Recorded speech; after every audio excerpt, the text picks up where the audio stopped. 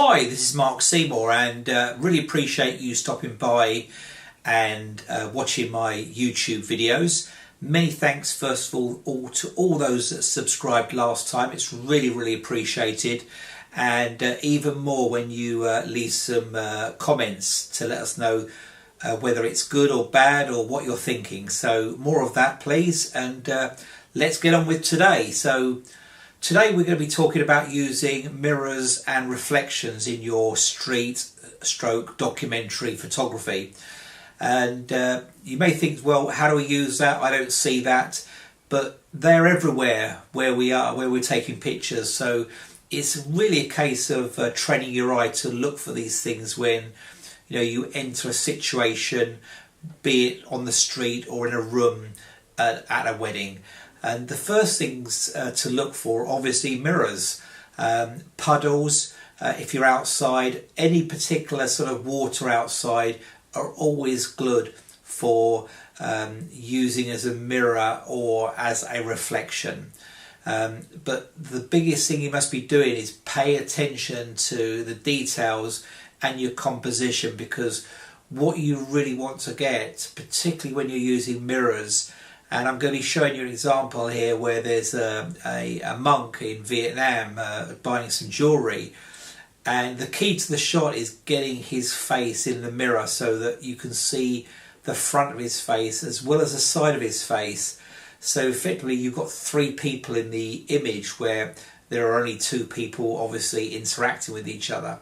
But that head on the left fills the space, and you need all of the image in the mirror to make it work. Another example we're coming on to now is a very simple wedding image of a bride going to look at her wedding dress, and I noticed the TV on the wall, and it's something I always look for in rooms. If there's a TV there, is there a reflection I can see in it? And here, when she went to pick up her dress and look at it, you could see the mirror reflection of the dress in the TV, and with the veil sweeping across, it just makes a lovely picture. So watch out for TVs in the room and just have a little look in there, get close to them and see what you can see in them.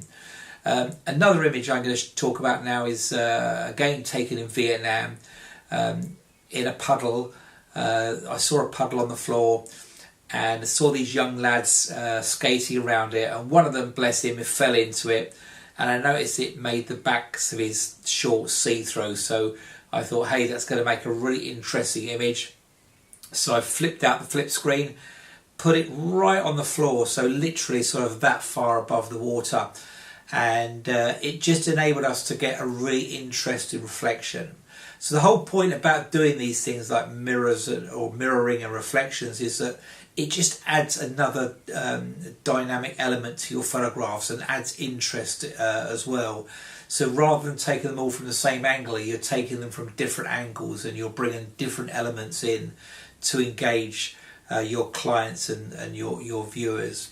And another wedding image that we're going to see here is the bride's getting ready, and it's a great opportunity whenever you're in the bride's bedroom or the place she's getting ready. There's always mirrors around, there's generally a TV in the room, and there's lots of people and lots of action going on, so you've generally got time to look out for these things, and if they are there, use them. And there was a TV on the left, and there was a couple of bridesmaids, or bride getting ready and the bridesmaid, and I tried to get them all in the photograph, so trying to tell a story about what's going on within a single frame. And what really makes it is you've got the image of the bride in the TV screen. And okay, we brought the exposure up, so it was quite dark on the original exposure, but once we played with it in post, we can just bring that up a little bit, as most cameras these days have got a great dynamic image. The other thing is when we say mirrors, is there's another term there we can use called mirroring, where we see two people doing very similar things in the same image. So here we have a situation at Speaker's Corner, and it's a great place to go in London to practice street photography, because there's so much going on, and it really enables you to get close to your subject and get in there, and so they feel really comfortable with you. and end up not really noticing you as a photographer, which lets you get the better pictures. But here we can see, two people from two very different walks of life mirroring each other, both with their hands out, and it just makes a great image because you can't get out of it. Their heads are in the trees, so there's a good solid background there that certainly sort of helps the picture. So there's some real ideas about mirrors, reflections. So look out for them as soon as you walk in the room. Try and use them. Try and work out how you can incorporate them into your photographs. But the biggest thing I'd say with all these things is stay with the moment. So stay there as long as you can, because generally if you move on, you end up losing the shot, and you might walk onto something else and be looking around. So when things are happening, stay with the moment as long as you can, and it will reward you. So thanks again for listening in, and look forward to catching up real soon when we'll be talking about some other subjects to take your street and documentary photography to the next level. Please subscribe, and please hit the like button. It's really appreciated. And leave any comments or ask any questions, and I'll do my best to get back to you. Thank you very much.